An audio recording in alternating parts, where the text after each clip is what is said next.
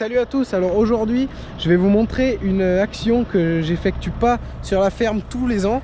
Donc une action de roulage. Donc là je roule les céréales. Donc c'est une action que je n'effectue pas chaque année sur les céréales. Donc pourquoi faire cette action? Donc le roulage des céréales, ça sert tout simplement à rappuyer donc le sol pour avoir un meilleur contact terre-graine. Et donc en gros c'est aujourd'hui ce que je fais, c'est simplement une opération parce que là la plante est au stade du talage, donc elle va taler de plus en plus du coup pour faire de nouvelles tiges. Et donc en gros aujourd'hui ce que je fais, mon but c'est de refermer les sols pour éviter pour chasser l'air qu'il y a dans le sol. Alors pour toutes les parcelles que j'aurai labourées ou non labourées, il y a ce que l'on appelle après les parcelles se soufflent, donc ce qu'on appelle le soufflet des terres. Donc en fait, qu'est-ce que je veux dire quand je dis qu'elle se souffle? C'est tout simplement que l'air rentre plus facilement dans le sol. Donc là, par exemple, j'ai pris avec moi un tournevis pour te montrer. Donc par exemple, là, je suis dans une parcelle, un précédent tournesol. Du coup, ce précédent tournesol, pour expliquer vite fait un peu le stade, il a été du coup labouré. C'est une parcelle qui a été labourée, RC puis semée. Et pour l'implantation de mon blé, donc 2022, donc à l'automne 2021, eh ben, j'ai tout simplement passé un coup de déchômeur à disque pour casser et couper les côtes. Donc on voit les résidus donc de côtes de tournesol ici, il y en a plein au sol. Et ensuite j'ai passé le recul, donc un déchômeur à dents que j'ai fait rentrer à 15-20 cm de profondeur. C'est des dents en gros qui vont servir à ouvrir le sol. Et là j'avais des doubles cœurs, des dents qui pénètrent moins profond mais qui ouvrent beaucoup mieux le sol et qui travaillent sur plus large. Tandis que les dents fissuratrices, elles vont plus servir à aller en profondeur. Derrière, j'avais ensuite l'air, ce qui permettait du coup tout simplement de raplanir et d'affiner le sol. Et donc là, nous sommes plus de 5 mois après le passage de ce déchômeur à dents. Et je vais te montrer que le sol est encore très frais. Donc, par exemple, tu vois, ici, j'ai pas trop de mal à arracher ma plante de blé. Donc, tu vois, je l'ai arraché même plutôt facilement. Et si je gratte dans le sol, hop, tu vois, la terre est vite friable en fait. Tu vois, c'est vraiment de la poudre qu'on obtient. On peut creuser même à la main limite. Donc c'est pour ça, donc mon but ici, et là on est sur des parcelles qui ont été non labourées pour les implantations de blé. J'ai d'autres parcelles, donc là je me trouve dans le secteur numéro 1 sur la parcelle de 18 hectares et demi. Et ensuite on va aller sur d'autres parcelles, notamment je pense à la parcelle numéro 3 du secteur numéro 1 qui a été elle labourée. Donc j'ai 3 autres parcelles, une que j'ai déjà roulée qui a déjà été labourée, à l'automne avant le semis, et cette parcelle de 18 hectares et demi qui n'avait pas été labourée. Du coup mon but aujourd'hui c'est de refermer à l'aide du rouleau, de refermer ces sols pour avoir un meilleur contact terre-graine. Si je fais ça, c'est aussi je fais ça aussi uniquement après le premier passage d'engrais. Tu vois, je suis déjà passé il y a 15 jours, je suis déjà passé pour épandre le premier passage d'engrais. Et donc si je fais ça aujourd'hui, c'est aussi également pour pouvoir refermer le dernier azote qui resterait en surface. Donc comme tu vois, le blé est bien vert, il est super bien vert, tu vois, il est bien vert quoi. Et parmi tout cet azote, c'est de l'azote donc solide, mais il y en a toujours une partie qui va rester encore en surface. 10% de cette matière qui va rester encore en surface. On ne la verra pas parce que les grains ont fondu, mais cette partie qui reste en surface, c'est quand même le but, c'est quand même de pouvoir l'incorporer aussi pour que la plante l'assimile. Donc il y a aussi beaucoup de mauvaises herbes, donc ça il y aura un herbicide qui sera fait d'ici 1 à 2 semaines. Donc je vais y mettre un herbicide foliaire du coup, donc foliaire pour les feuilles, pour tout simplement tuer toutes ces feuilles, toutes ces herbes. On voit de la véronique, on voit pas mal d'herbes. Et du coup tout ça, ça va être à traiter dans les semaines à venir. Donc sans plus attendre, je vous amène avec moi pour cette journée de roulage. Donc j'ai à peu près un peu plus de 60 hectares de céréales à rouler cette année.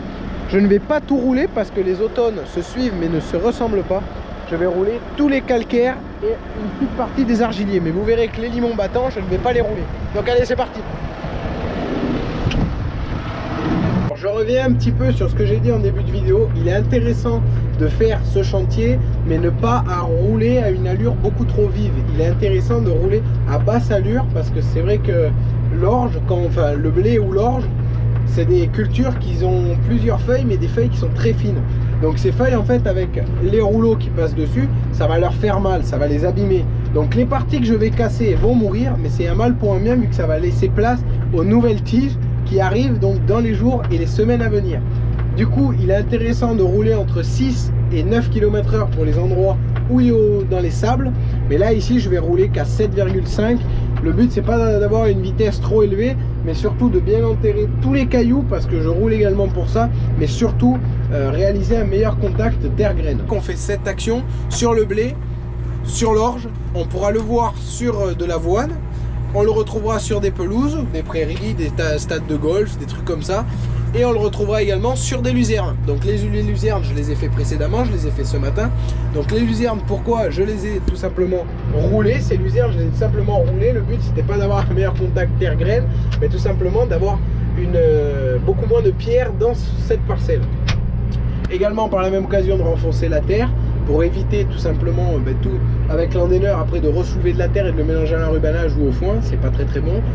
Et ensuite également, surtout pour les pierres, ça c'était surtout un point qui n'était pas à négliger, quoi, parce que les couteaux de faucheuse, les endaineurs ou les couteaux de roundballeur, ça ils aiment pas.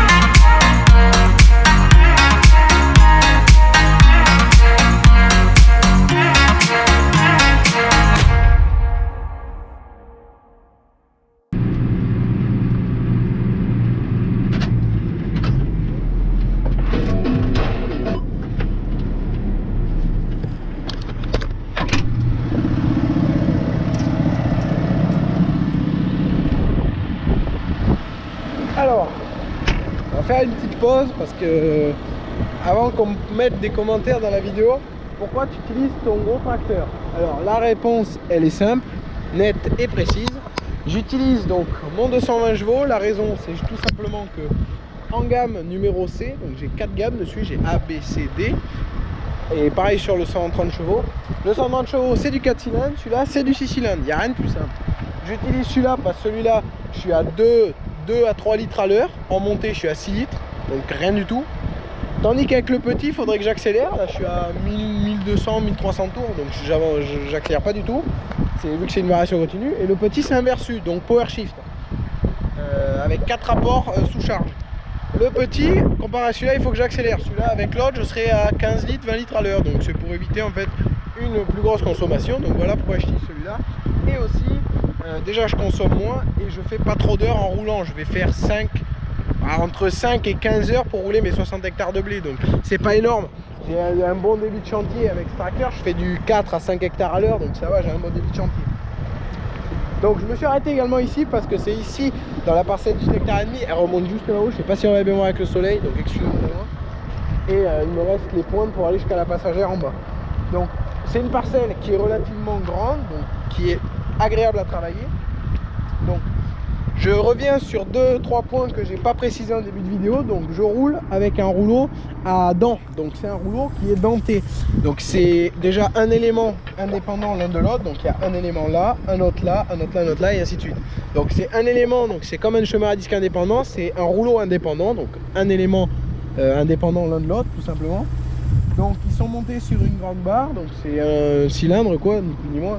Et donc il y a d'autres rouleaux qui existent, donc là c'est un rouleau Conseil, et il y a les autres rouleaux qui sont les rouleaux lisses, donc les rouleaux comme des rouleaux de pâtisserie. Donc ceux-là ils vont être plus préconisés d'utiliser ceux-là pour des pelouses, des trucs comme ça. Moi j'ai besoin en fait de rappuyer le sol et d'avoir un meilleur contact terre-graine, donc je vais utiliser un rouleau qui est denté, donc un rouleau Conseil. Donc on a les deux mêmes à l'Akuma, et on préfère utiliser des rouleaux comme ça parce que c'est des rouleaux qui rappuient beaucoup mieux le sol. Tu vois, je sais pas si tu vas arriver à bien voir, mais si je te montre, tu vois, tu as un impact dedans là, un impact dedans là, et ça fait du meilleur boulot qu'un rouleau plat. C'est sûr, un rouleau plat, ça serait lisse. Mais là, le but, c'est pas que ce soit lisse. Le but, c'est d'enterrer les pierres, les grosses et petites pierres, tout enterrer, et de raplatir le sol. Donc, à vrai dire, on s'en fout un peu. Donc bon, voilà pourquoi on utilise des rouleaux, pas des rouleaux plats, des rouleaux simplement dentés. Donc pour revenir un petit peu sur le type de pierre qu'on a, on a des pavasses comme ça. Bon, celle-ci elle s'est cassée, ça c'est avec l'hiver. Il y en a qui se brisent. Donc là on est sur un terrain qui a été labouré, donc on a des pierres qui sont beaucoup moins présentes et surtout des beaucoup plus petites pierres. Donc voilà des pierres qu'on a. Donc ça, quand ça monte dans la batteuse, ça fait pas du bien, on va dire. Donc voilà pourquoi je mets tout simplement le passage du rouleau. Donc voilà un peu pourquoi j'utilise les rouleaux à cette époque et pourquoi je le fais pas à l'automne. J'essaye de le faire à l'automne quand je peux, mais quand je peux pas, ben, je le fais à cette époque tout simplement.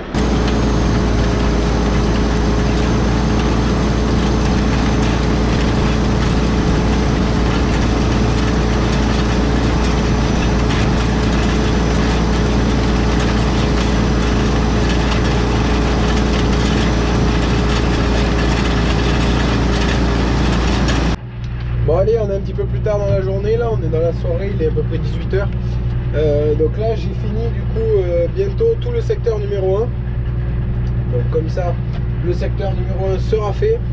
Donc demain on va essayer d'aller sur le secteur 3, j'espère qu'on va pouvoir le faire parce que ça va être humide à mon avis, et si je peux pas le faire j'irai semaine prochaine. Ils annoncent des 18-20 degrés, donc ça va être pas mal. On a un temps de printemps qui arrive, donc c'est plutôt pas mal. Donc comme vous voyez derrière moi, le rouleau fait du très très bon boulot, ça le raplanit, vous avez pu le voir dans les plans précédents. Donc c'est plutôt pas mal. Donc là on est sur parcelle labourée, donc c'est pour ça que j'avais peur que ça colle un peu, mais sinon non, ça va en vrai. Donc bon, là l'humidité commence à retomber légèrement, mais elle va commencer à retomber, ça va aller de pire en pire, donc ça sert à rien que j'aille sur le 3 ce soir. Donc bon, on va finir le secteur numéro 1 et ce sera déjà pas mal. On va juste s'arrêter 30 secondes pour aller voir rapidement la Févrole, parce qu'elle est juste en dessous. Et je voulais regarder également avec vous, montrer un peu comment était la Févrole, son développement. Et je voulais aussi également regarder si l'engrais que j'ai mis il y a 2 jours a fondu. Parce que j'ai étendu, pas hier mais avant-hier. Donc je voulais savoir si ça avait fondu. Donc on va regarder tout ça ensemble. Donc bon, hop là. Alors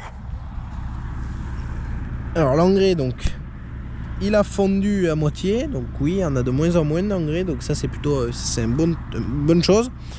Donc comme vous voyez, c'est frais dessous, mais vous voyez c'est le gel, c'est vraiment du sable maintenant.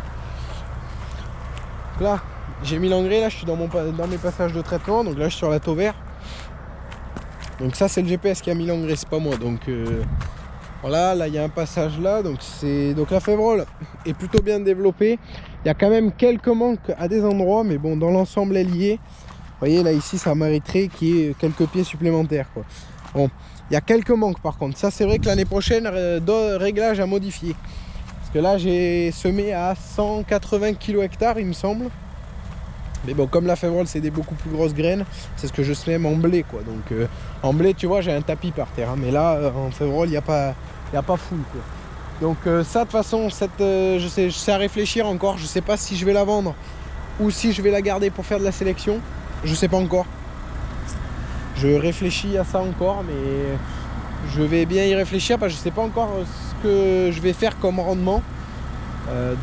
Soit je vais la garder, soit ça sera tout simplement une vente, soit ce sera de la sélection, soit ce sera une vente à la coopérative au silo. Donc je sais pas, faut que je réfléchisse encore et puis je redirai ça un peu plus tard dans quelques mois quand on arrivera pas loin de la moisson. Alors maintenant on va revenir 30 secondes sur le blé. Donc tu vois, voilà, c'est ça que je voulais expliquer. Donc tu vois, ça c'est cassé, donc ça va mourir. Mais en fait, comme elle est en phase de talage, la plante, comme le graminé là il est en phase de talage, c'est tout simplement pas grave parce qu'il va refaire des nouvelles pousses. Donc au final ça lui va pas lui faire grand chose, juste que pendant quelques temps, une semaine ou deux, le blé il va pas avoir une cerise complète quoi. Il va pas avoir la pleine beauté qu'il avait avant que je roule quoi. Donc bon, c'est pour ça, mais bon en soi c'est pas très dérangeant. Donc surtout tu vois en fait c'est que là tu vois, là je suis passé avec le rouleau et tu vois je peux y aller taper, tu vois, c'est vraiment dur. Tandis qu'à des endroits comme là, regarde, sur la bordure où là le rouleau est pas passé parce que c'est un morceau de chemin là, mais tu vois là tu vois je peux travailler à la main quoi. Tandis qu'à côté, tu vois là on n'est pas vraiment bien tassé. Donc voilà un peu à quoi sert l'histoire du roulage quoi. Donc voilà, donc sur ce j'espère que cette vidéo vous aura plu. Donc petite vidéo courte mais instructive sur le pourquoi du comment passer le rouleau. Donc voilà, rien de plus simple. Une vidéo va peut-être arriver d'ici quelques semaines sur de la mécanique que je dois faire sur la ligne de semis. Je vais la préparer pour les futurs semis de luzerne. Alors dites-moi en commentaire si ça vous intéresserait d'avoir une vidéo comme ça. J'ai notamment des descentes à déboucher, une du moins. J'ai la préparation, le graissage, le soufflage, le nettoyage, le lavage, enfin bref, l'entretien de la machine quoi. Donc sur ce, si la vidéo vous aura plu, n'hésitez pas à vous abonner. Ça me fait extrêmement plaisir, ça vous prend juste 2 secondes. N'hésitez pas également à vous abonner sur Insta et TikTok, ça prend 30 secondes. Mais n'hésitez pas surtout à m'envoyer des commentaires sur les futures vidéos que vous aimeriez que je fasse, parce que c'est vrai que jusqu'à maintenant on fait du répétitif hein. Et moi j'ai pas trop le choix parce que c'est ce que je fais au quotidien quand je vous mets. Donc voilà, donc sur ce j'espère que la vidéo vous aura plu. Moi je dis à la prochaine. Allez, ciao les mecs.